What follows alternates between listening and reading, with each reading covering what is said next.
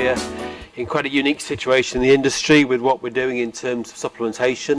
All started with a farm in Canada who was looking to find an alternative to putting regular granular supplement in the compost.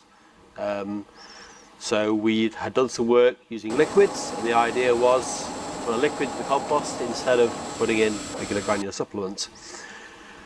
We thought that would be very easy, and we thought we would get very quick results, but these things don't always work that way. But we persevered with it, and what we actually found was that putting a liquid through the whole depth of the compost, although that didn't work particularly well or was quite inconsistent, what did work was when we actually concentrated a liquid supplement, either in the top interface layer of the compost or even in the casing layer. So that's basically where we are. So we're in a quite unique situation. We're not following anybody else. We're learning and evolving from our own trials, and with growers who are working very closely with us, and we are at the leading edge. We've got nobody else to refer to.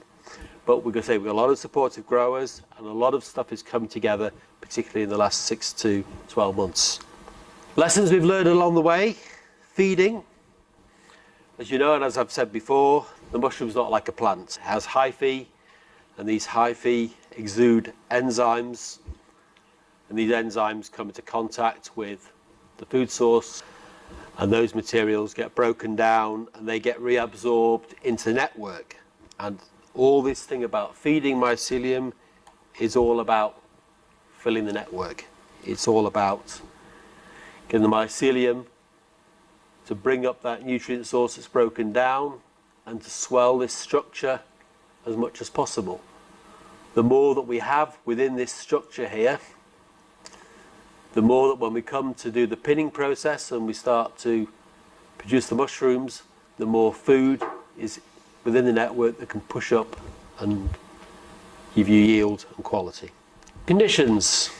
We thought in the beginning that mycelium was feeding constantly with this enzyme activity, and it does to a degree, but what we have found is that the higher the temperature, we're in this region of 23, 24 degrees, we have a lot more of this enzyme activity and therefore a lot better mycelium feeding. So you have to think, like in your crops, when, particularly in the case run, are you at these temperatures where the mycelium is feeding? I'm sure you all realise there you've got a time slot in the case run, that once you get to the airing point, your temperatures are starting to go down then, and this activity and this feeding is starting to go down. So very important, we need to make sure that we're getting as much filling up of this network as possible during the case run period. It's really, really key. We also found along the way that it's very easy to damage cacking. We have this variable in the casing there, and the original product that we had, we developed in the Canadian market, was a product that was pre-mixed in the casing for 3 days before. So it had fully reacted in the casing before the cacking had even touched it. But when we started to use the original product and we then tried to mix it immediately, say, then we would find that it would damage the cacking. Wouldn't kill it, anything like that. All it would do is it would knock back its growth. And if we knock back its growth, all it means is it's not feeding for maybe 1 or 2 days.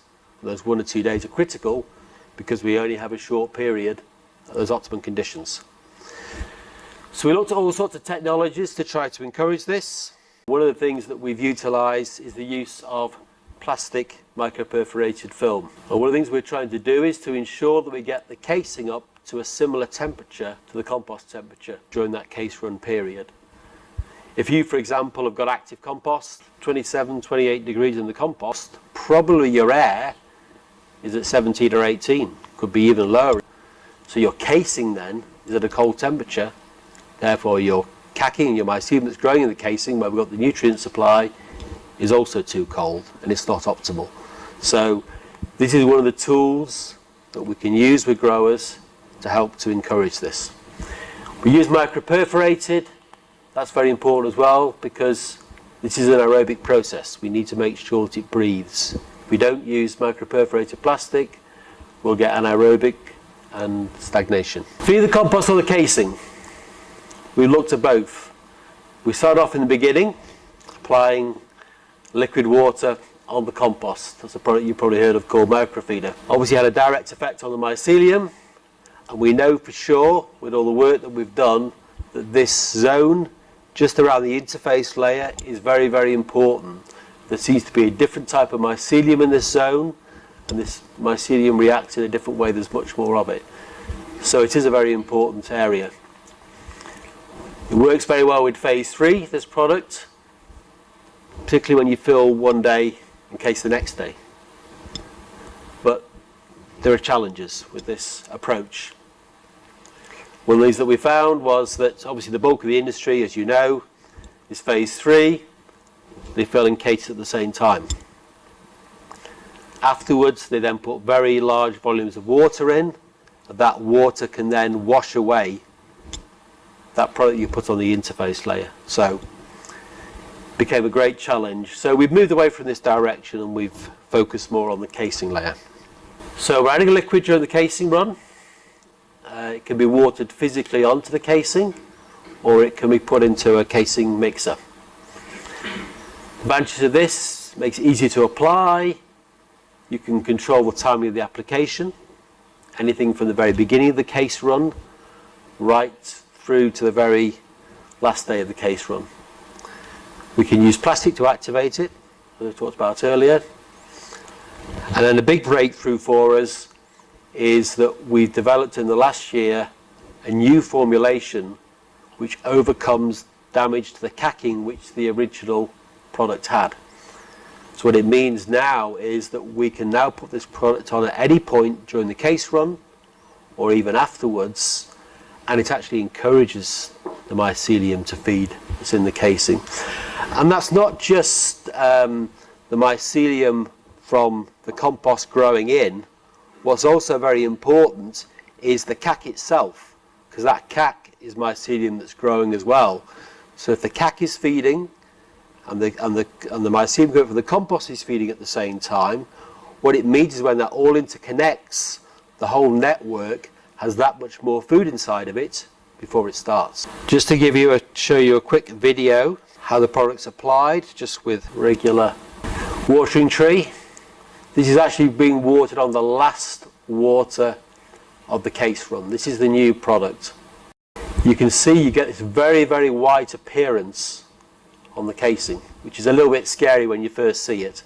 I'm sure Mark was a bit frightened. He was on the phone pretty rapidly. It does disappear. But yes, as Mark says, it actually disappears within 48 hours. The mycelium does take it up. So. Is that just one shelf, is it? Yeah, we just did that just for the point of just for the video, just to show. But basically, you'd be applying it at the same time. So any system that people are using, a lot of people are using overhead irrigation systems as well. The product works through those as well. Basically all application systems. We've had no issues, nozzles don't block up or anything like that. Any questions? No, we haven't yet, no. Because with bed cooling, then you can run your room at a warmer temperature and exactly. Get, 23, 24 in your casing. Yeah. We're trying to, keep the planet green, getting rid of all the plastic. Yeah, sure, no, absolutely. I mean, there's some new farms which are working on that technology. We're actually involved with a company in Holland that's using irrigation drip lines. You've probably heard of them or seen them. And those are being used in conjunction with these heated pipe systems. You can either put hot water through them or you can put cold water through them to control them. But as you say, the big advantage is then you can control the compost and you can run a very high air temperature. So yes, absolutely. Yeah, there are definite advantages there. And one of the reasons why we're actually working with this system, this drip irrigation, is there's the potential then to be able to put a liquid in at any point during the case run, maybe even possibly multiple times, maybe in multiple stages during the crop. So there's a lot of potential possibilities with liquid in the future. We did actually try paper out of interest, instead of that from a more environmentally friendly angle, but it's not the same. There's a subtle difference when you use plastic, because you're also trapping gases as well, not just CO2. There are other gases involved, and these are things which actually encourage the mycelium. Yeah, because we tried that as well. We tried putting mats on top as well. Yeah. You know, your normal shelving, and then it creates a warmer environment. Have you tried putting plastic underneath? Yeah, Because that can work very well, actually, especially